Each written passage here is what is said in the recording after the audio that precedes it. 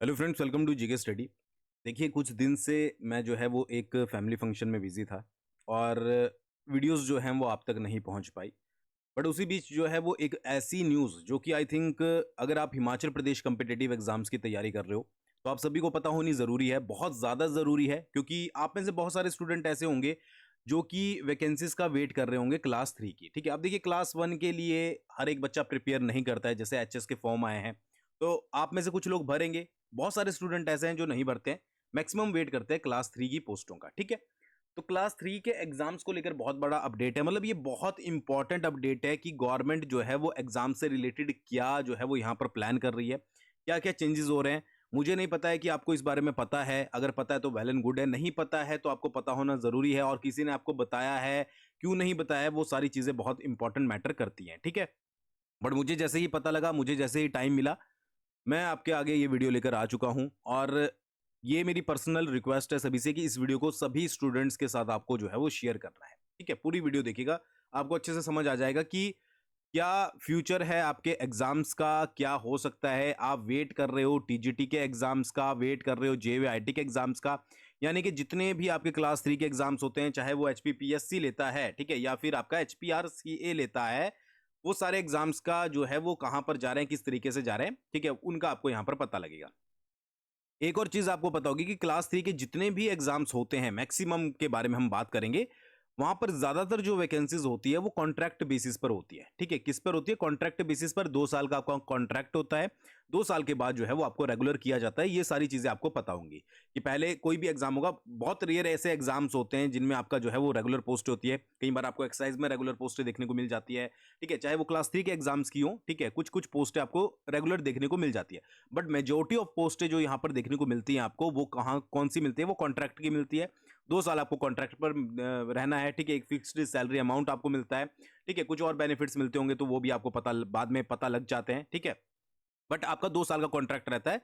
उसके बाद जो है वो आपको क्या किया जाता है, यहाँ पर रेगुलर किया जाता है। बट अब जो है वो यहाँ पर बहुत बड़ा चेंज हिमाचल प्रदेश में होने वाला है, अगर आप एग्जाम्स की तैयारी कर रहे हो, कि यहाँ पर हिमाचल प्रदेश ने अनुबंध आधार पर नियुक्तियों पर जो है वो रोक लगा दी है। यानी कि कॉन्ट्रैक्ट बेसिस पर जो भी आपकी नियुक्तियां होंगी, उनको अभी के लिए स्टॉप कर दिया गया है। क्यों किया गया है? इसका सबसे बड़ा रीजन ये है कि हिमाचल प्रदेश में जो है वो कॉन्ट्रैक्ट पीरियड जो होता है उसको यहां पर खत्म किया जा रहा है, और उसकी जगह जो है वो प्रोबेशन पीरियड यहां पर लाया जा रहा है। अब कॉन्ट्रैक्ट पीरियड को देखा जाए, अगर प्रोबेशन पीरियड को देखा जाए, तो ज्यादा डिफरेंस नहीं है। अगर आप बिल्कुल डिटेल में घुसोगे तो आपको कुछ डिफरेंस नजर भी आएंगे, बट अगर ऊपर ऊपर से देखोगे तो कॉन्ट्रैक्ट और प्रोबेशन में ज्यादा डिफरेंस नहीं है। ठीक है, एक फिक्स्ड सैलरी आपको मिलती है, आपकी एबिलिटी चेक्स होती है कि आप उस जॉब के लायक हो कि नहीं हो। ठीक है, तो इस चीज को हम जो है वो साइड में रखेंगे कि भाई कॉन्ट्रैक्ट प्रोबेशन से कैसे अलग है, क्या क्या इनमें डिफरेंसेस होते हैं, वो आप चेक कर सकते हो गूगल पर। ठीक है, बट यहां पर मेजर चीज क्या है कि भाई यहां पर हिमाचल प्रदेश में अनुबंध आधार पर नियुक्तियों पर रोक लगा दी गई है, और ऐसा बोला जा रहा है कि जो ये चीजें होंगी वो सारी अब जो है वो आपकी जो मतलब कि रिक्रूटमेंट निकलेगी, ठीक है, वो क्या होगी? वो प्रोबेशन पीरियड पर निकलेगी। ठीक है, चलो ठीक है, कॉन्ट्रैक्ट भी ठीक है, प्रोबेशन भी ठीक है, क्योंकि कॉन्ट्रैक्ट पर पहले रहते थे 2 साल के लिए, अब जो है वो प्रोबेशन पर रहते हैं। पहले मैं यहां पर बता देता हूं कि क्या क्या लिखा गया है।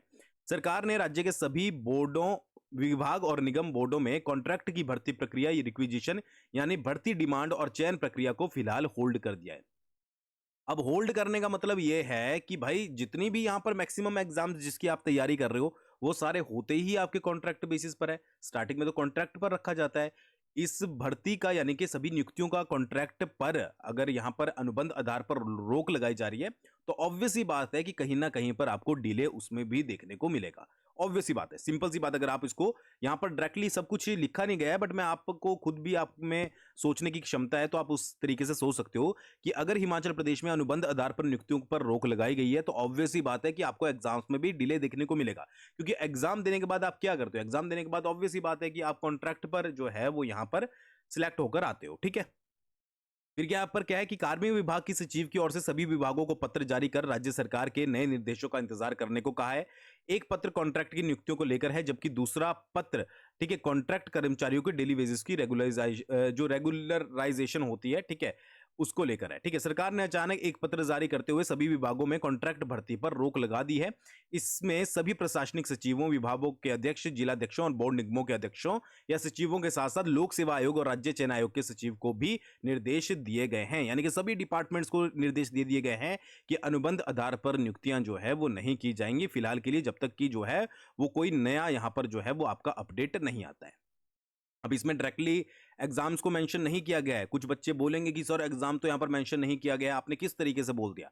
तो भाई थोड़ा सा दिमाग लगाकर देखना कि अनुबंध आधार पर नियुक्तियों पर रोक का मतलब है कि ऑब्वियस ही बात है कि आप जब भी एग्जाम देते हो, सिलेक्शन होती है तो आपकी कॉन्ट्रैक्ट बेसिस पर होती है। अगर कॉन्ट्रैक्ट बेसिस पर नियुक्तियों में रोक लगा दी गई है, यहाँ पर एचपीआरसीए को भी बोला गया है, एचपीपीएससी को भी बोला गया है, तो ऑब्वियस ही बात है कि एग्जाम में आपको डिले देखने को मिलेगा। ठीक है, रिक्विजिशन में आपको डिले देखने को मिलेगा, भर्ती डिमांड नहीं आएगी, ऑब्वियस ही बात है। ये चीज आपको जो है वो समझनी पड़ेगी। दूसरी चीज क्या है यहां पर कि हिमाचल प्रदेश में क्या डिसीजन लिया गया है कि प्रोविजनल आधार पर जो है वो भर्तियां की जाएगी। ये सुक्खू सरकार ने डिसीजन लिया है। और ये प्रोविजनल पीरियड कितने साल का होने वाला है? ये प्रोविजनल पीरियड आपका 5 साल का होने वाला है। मैंने बोला था कि ये मैटर नहीं करता है कि कॉन्ट्रैक्ट बेसिस पर भर्तियां हो रही है या फिर आपकी प्रोविजनल आधार पर भर्तियां हो रही है। बट जो कॉन्ट्रैक्ट पीरियड आपका 2 साल का होता था, अगर ये प्रोविजनल पीरियड यहां पर लागू कर दिया जाता है नई भर्तियों में, तो ये 5 साल का होगा। यानी कि जो भी सिलेक्शन होगी स्टूडेंट की, 5 साल तक वो प्रोविजनल आधार पर रहेगा। उसके बाद 5 साल के बाद उसको जो है वो रेगुलर किया जाएगा। जो बच्चा पहले एग्जाम देकर सिलेक्शन लेता था, वो 2 साल तक कॉन्ट्रैक्ट पर रहता था, उसके बाद रेगुलर होता था, तो अब वो जो है वो 5 साल के बाद रेगुलर होगा। ये चीज जो है वो यहां पर की जा रही है। राज्य में आउटसोर्स और कॉन्ट्रैक्ट रिक्रूटमेंट को जो है वो बंद किया जाएगा। अब यार आउटसोर्स का देखा जाए तो कभी बोला जाता है कि आउटसोर्स पर भर्तियां होंगी, ठीक है, मैक्सिमम भर्तियां आउटसोर्स पर होगी। अब यहां पर बोला जाता है कि आउटसोर्स को जो है वो खत्म किया जाएगा। भर्तियों के लिए नई पॉलिसी बनाने में जो है वो कार्मिक विभाग जुटा हुआ है। ठीक है, तो ऑब्वियसली ओवरऑल बात देखें तो कहीं ना कहीं पर आपको भर्तियों में डिले देखने को मिलेगा। नई भर्ती प्रक्रिया के लिए हिमाचल ने जो है वो गुजरात मॉडल को फॉलो किया है। चयन आयोग ही जो है वो विभिन्न पदों की भर्तियां करेगा। ठीक है, वित्तीय स्थिति बनी नई भर्ती नीति का कारण, यानी कि वित्तीय स्थिति की भाई गवर्नमेंट के पास पैसा नहीं है, इसके लिए जो है ये नया जो भर्ती का जो लाया गया है, ठीक है, प्रोसेस, उसको जो है वो यहाँ पर लागू किया जाएगा। और कॉन्ट्रैक्ट पीरियड को जो है वो खत्म किया जाएगा और उसके साथ साथ जो है वो प्रोविजनल आधार पर जो है वो भर्तियां की जाएगी, जिसका पीरियड जो है वो 5 साल का रहने वाला है। और भी मैं यहाँ पर बता देता हूँ कि क्या क्या लिखा गया है। प्रदेश ने सरकारी पदों की भर्ती के लिए राज्य सरकार नई भर्ती नीति ला रही है। ठीक है, इसको बोला जा रहा है अभी फिलहाल के लिए कि ये कैबिनेट में जाएगा, उसके बाद इसमें जो है वो डिसाइड किया जाएगा। अब ये जो कैबिनेट मीटिंग होने वाली है अब ठीक है, आगे चलकर इसमें लाया जाए कि ना लाया जाए, क्योंकि इसके बाद जो है वो अभी इस पे डिटेल्ड डिस्कशन चली हुई है कि क्या क्या चीज़ें इसमें जो है वो इंक्लूड की जाएगी, कौन कौन से एग्जाम्स में जो है वो इसको रखा जाएगा, वो सारी चीज़ें आपको बाद में पता लगेगी। तो यहाँ पर क्या लिखा गया है कि हिमाचल प्रदेश सरकार में सरकारी पदों की भर्ती के लिए राज्य सरकार नई भर्ती नीति ला रही है। इसके चलते राज्य की वर्तमान अनुबंध आधार पर हो रही भर्तियों को बंद करने की तैयारी है। इसके अलावा आउटसोर्स आधारित भर्तियों को भी पूरी तरीके से बंद किया जाएगा। नई नीति के तहत प्रोविजनल आधार पर भर्तियां की जाएगी। इसमें 5 साल बाद कर्मचारियों को रेगुलर करने का प्रावधान है। ठीक है, मतलब यहां पर कहीं ना कहीं पर आपको जो है वो ड्रॉबैक देखने को मिलेगा स्टूडेंट्स के पॉइंट ऑफ व्यू से। अगर आप देखें कि जहां पर 2 साल में रेगुलर होते थे, अब 5 साल में आपको रेगुलर होने को दिखेगा। ठीक है, अभी तक केवल गुजरात में प्रोविजनल आधार पर भर्ती हो रही है, तो गुजरात मॉडल को जो है वो हिमाचल सरकार फॉलो कर रही है। लिहाजा नई नीति के लिए हिमाचल ने गुजरात के इस मॉडल को अध्ययन करने के लिए मांगा है। अब अध्ययन किया जाएगा, कैबिनेट में जाएगा, उसके ऊपर डिस्कशन होगी, डिसीजन लिए जाएंगे कि क्या क्या चेंजेस होंगे, क्या क्या चीजें होंगी, उसके बाद ही आपकी भर्तियां जो हैं वो आएंगी। ठीक है, यहां पर तो ये पढ़ने से तो साफ ही पता लग रहा है। ठीक है, लिहाजा नई नीति के लिए हिमाचल प्रदेश ने गुजरात के इस मॉडल को अध्ययन करने के लिए मांगा है। राज्य सरकार के आदेश पर कार्मिक विभाग सरकारी पदों की भर्ती के लिए नई नीति बनाने में जुट चुका है। पुख्ता सूचना के अनुसार नई नीति से होने वाली भर्ती का जिम्मा राज्य चयन आयोग को ही सौंपा जाएगा। ठीक है, कि जो भी भर्तियां होंगी वो राज्य चयन आयोग से ही होंगी, मतलब कि मैक्सिमम जो भर्तियां होंगी वो क्लास 3 की भर्तियां होगी। राज्य चयन आयोग किसकी भर्तियां कराता है? राज्य चयन आयोग आपकी क्लास 3 की भर्तियां कराता है। तो अगर राज्य चयन आयोग को ये जिम्मा सौंपा जाएगा तो क्लास 3 की भर्तियों में जो है वो इसको इंक्लूड किया जाएगा। मतलब ये जो पूरा प्रोसेस होगा प्रोविजनल वाला, ये क्लास 3 की भर्तियों में अप्लाई किया जाएगा। प्रदेश के वित्तीय स्थिति और कॉन्ट्रैक्ट पीरियड को समाप्त करने के लिए राज्य में लागू किया गया कानून भी नई नीति का प्रमुख कारण है। आधिकारिक सूत्रों के अनुसार कार्मिक विभाग ने गुजरात मॉडल पर प्रोविजनल आधार पर भर्तियों का खाका बनाना शुरू कर दिया है। अंतिम मंजूरी के लिए मंत्रिमंडल की बैठक में लाया जाएगा। इसके बाद नई नीति जो है वो भर्ती और जो नियम होंगे वो बनाए जाएंगे, इन्हें भी कैबिनेट की मंजूरी के लिए दोबारा लाना होगा। समझ लो, एक प्रोसेस समझ लो कि पहले ये सारे चीज़ें प्रोसेस किया जाएगा, ठीक है, उसके बाद वो कैबिनेट में जाएगा, उसके बाद न्यू जो है वो रूल्स और रेगुलेशन बनेंगे, उसके बाद जो है वो दोबारा से कैबिनेट में जाएंगे। तो ये पूरा प्रोसेस कितने टाइम का चलने वाला है ये आप खुद समझदार हो, आपको पता लग जाएगा, ठीक है। इसके अलावा इसे विधानसभा में भी मंजूरी के लिए लाया जाएगा। तो लो भाई, विधानसभा में भी मंजूरी के लिए इसको लाया जाएगा।